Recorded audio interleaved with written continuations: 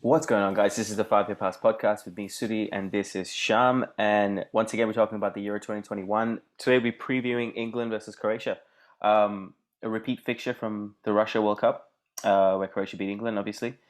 Big game for England to kind of open, and for Croatia, who's perhaps a bit more of a weaker side than they were 4 years ago. England, a bit more matured, with Declan Rice sitting in that midfield. He's going to be a different Declan Rice to what he was 2 years ago, in Russia. What do you think? What do you think of the game, Sean? It's very interesting. England do have, with this whole sort of split hosting, England do have an advantage. They've historically done well at tournaments that they've hosted. So they made the semi-finals in Euro 96. They won the 66 World Cup, obviously. So it could play into their hands that they're hosting, I think, every game bar, if they're assuming they win the group, every game bar the second round game will be in England. So 6 out of 7 games, that's all you can hope for. It's interesting with England. I think we have to put certain things in context because typically the players who dominate the Premier League go play for England at these tournaments and they get praised to the high heavens and then they don't quite do so well. But I think the stature of the Premier League has evolved. I think the Premier League, I think it's pretty safe to say it's the toughest league in the world at the moment. Those things ebb and flow, but it's probably the first time we could really genuinely say that. Barca and Real Madrid aren't what they were. Bayern Munich didn't do so well in the Champions League, and Juventus kind of fell off as well. So it's a tough league with a lot of good teams, and that cream will come to this tournament. I think they have a very good side, England. I have questions over their defence, specifically the goalkeeper and the centre-backs, particularly without Maguire, and how they compensate for that. The strong side is going to be the key to how they go in this tournament. It's a very good generation of players that they've got. That's the next thing I was going to talk about. My point would be the defense as well. With Maguire out, they could potentially go back to a back four. John Stones, Tyrone Mings, Ben White, they're all kind of in contention. But I think it's safe to say the right and left back spots are kind of set in stone with Luke Shaw and Kyle Walker. Of those 3 centre backs, so I'll give you Mings, Stones, and Ben White. Who do you kind of fancy playing in that? Would Stones be the kind of set in stone? You see the kind of sure thing, and is Ben White going to be next to him? What do you rolling think? In, yeah, I don't know. Yeah. Who do you think?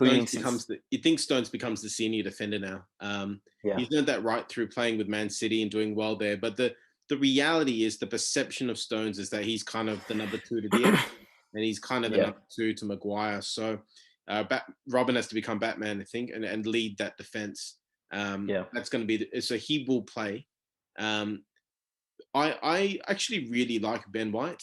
He played against their last practice game, so I forgot who it was. It's Romania, yeah. So he made his debut in that game. He's been called up for the first time. I think that probably shows where he is in the hierarchy because he's the guy who replaced Alexander Arnold. So I would expect Connor Cody to get first shot at playing alongside Stones, and I think Cody's massively underrated. I actually really like him.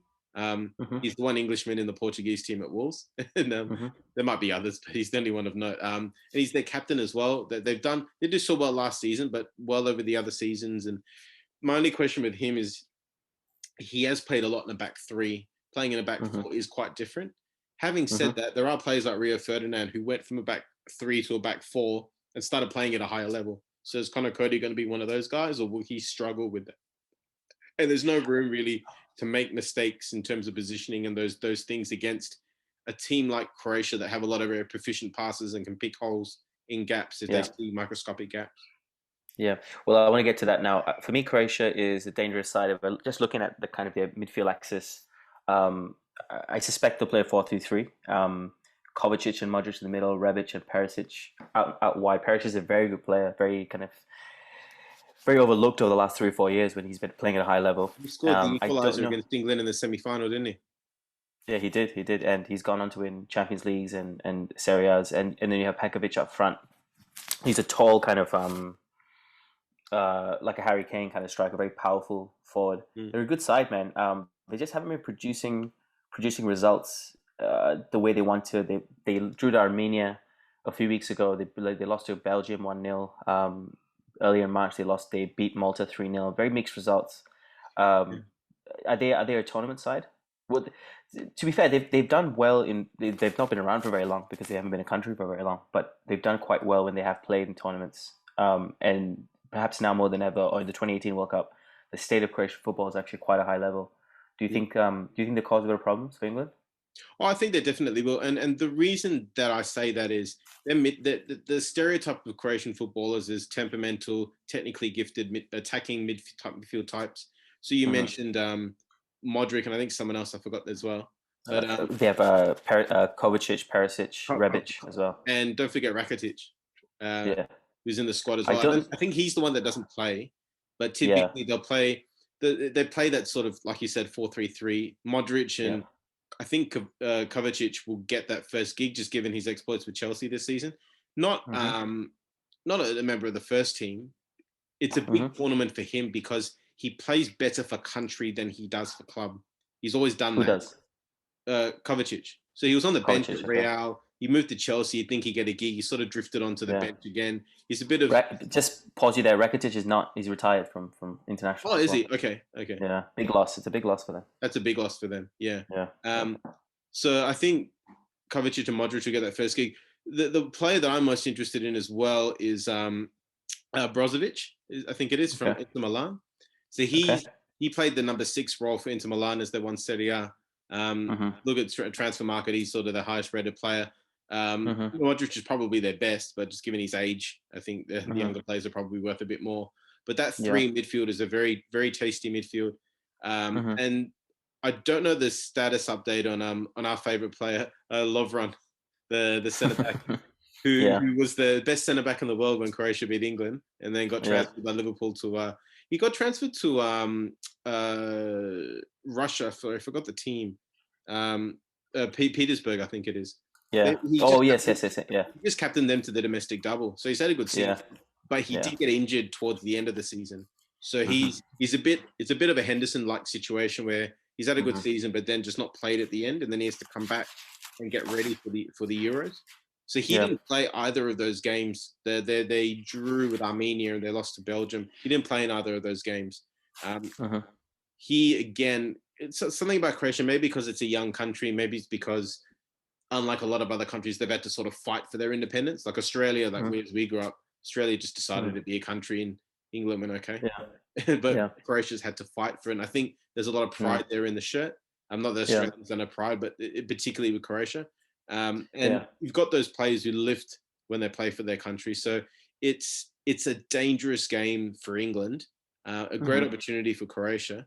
Um, Hmm. England actually have beaten Croatia since the 2018 World Cup. They beat them in Hmm. the League Nations Cup, Nations Yeah. League, sorry. Yeah. And but that doesn't really beat losing to a team in a World Cup semi-final. So Yeah. Yeah. I do think they're a tournament side, Croatia. I think that Yeah. they could literally do anything. And this type of tournament is forgiving if you start slowly. Portugal finished third in their group in 2016, and they won the whole thing. So you can get over a slow start. Yeah. Um, I was watching Joaquin. Joaquin was speaking last night, and he said the kind of that front three behind the striker should be Jack Grealish, Mason Mount, and Fish. Who am I thinking of, Sham? Jordan? Jack Grealish, Mason Mount, and Foden. That's right. Thank you. Yeah. Foden behind Harry Kane. Just before anything else, I think against a side like Croatia, maybe not, but that's an exciting prospect to see the three of them play there. And what I would like to see is Nat Phillips maybe not would just lose out to Henderson because Henderson is just so good. Nat But Phillips. if not, sorry, Calvin Phillips, excuse me. I'd like to see those three play at some stage with Henderson and Declan Rice sitting at the back. But do you think? Okay, the first question is, what do you think of those three? And the second question is, do you think Hendo and Rice are very similar players? Do you think you need Phillips in there instead of the one of them? Firstly, Grealish has played the 10 in both games. And I think that partly he was not fit towards the end of the season, so they're giving him time. But Grealish is special. Grealish, to me, of that really good generation of players, that guy could be anything, absolutely anything. I rate him really highly, and it looks like I think England will go with that 4-2-3-1, and I think he'll play in the 10 with Harry Kane in front of him, Mm-hmm. and it's up to the other guys to get those spots. Yeah. If Mason Mount plays, you're going to have to put Foden on the right. Mm-hmm. Foden can play anywhere. I think he's predominantly left-footed, but he's two-footed really. Mm-hmm. But Mason he either plays centre mid or he plays that high left role. Mm-hmm. It's interesting because I don't think Rashford should be there. I think Rashford needs an operation. I think that Mm-hmm. Sterling probably Champions League final knocked him out of contention. Mm-hmm. Sancho being in a foreign country probably doesn't help him. So it's probably the way that they would go. To be honest, it's interesting because it means that there's a lot more technical ability and ability to hold onto the ball as opposed to Mm-hmm. like if you pick a guy like a Rashford or a Sterling or a Sancho, you got players who take higher risks as opposed to players like Foden and Mount who can hold onto the ball, who can pass and move as opposed to try and look for the final ball all the time. So in Mm-hmm. a way, it's more effervescent because it shows the style that Southgate would play, but at the same time, it does look less risky. It is actually less risky because those players hold onto the ball better, which might be Mm-hmm. the key to beating Croatia because you don't want to lose the ball to that You don't midfield. want to lose the ball to them. You get that. You Yeah. get those three on the ball: Modric, It's Kovacic, I and didn't think about it Perisic. until you said it, but it actually sounds like a really good idea. I do have a feeling that he will go and try and stretch Croatia a bit on Wembley's surface. I do Mm-hmm. think he will pick a wide player to just try and stretch the back Mm-hmm. four on Wembley's wide wings. So, Mm. but I would love to see that. That'd be a great front four. Well, I was thinking more. I was thinking more of the fact of the ability, yeah, to hold on to the ball, to recycle possession. Because I was thinking with Croatia, you give the ball away, it will transition very quickly. They have very quick players in Rebic and Perisic to tear England And they apart. have the players that Like, can find them as well. They're not just going to yeah, be thumping long balls up. They will. Modric can hit very accurate balls over short distances, long distances. Kovacevic is not quite as incisive over long distances, but he's a good link player. last question. I wanted Henderson to at ask your pick. other question. Sorry, Yeah. you talked about the two. So I actually think that I don't think Henderson will Oh, start. sorry. Yeah. I don't think Henderson will start. I have a feeling they'll save him for Scotland because he need a bit of blood and thunder and experience against Scotland. Mm. I think he will play at some point off the bench. But I am very interested to see Phillips and Rice together. Hmm. It could work, but it could blow up in England's face as well because Rice is he's very much a stationary player. So in that West Ham 4-2-3-1, he plays like a deep lying playmaker, almost Pirlo like. It's the closest I can think. It's not really Mm-hmm. like Pirlo because no one's like Pirlo, not even Pirlo. But Yeah. he's a bit more and allowed Suchek to move forward. So Mm-hmm. there's a stat that Suchek scored all these goals this season playing next to Rice. He didn't score playing against anyone else because Rice could release him. Mm-hmm. Phillips' tendency is to drop back rather than drop forward because he Mm-hmm. plays that halfback role for Leeds United. So Mm-hmm. hopefully they've been training to try and get Phillips forward a bit. Phillips has a lot of quality, and I'd like to see him just be the player that either the player that joins that the front four and make it a five, or does Phillips drop back and the fullbacks bomb on? And you got Yeah. Walker and Shaw sort of joining, and the back is formed by that sort of three with the Rice in front. How that works would be very interesting. I actually think Rice and Henderson could work because Mm-hmm. Hendo can play Rice's role, but I think he's better sort of being more involved in the play, more as an eight than as a six. I think he's better Mm-hmm. as an eight, and I think that would work with Rice.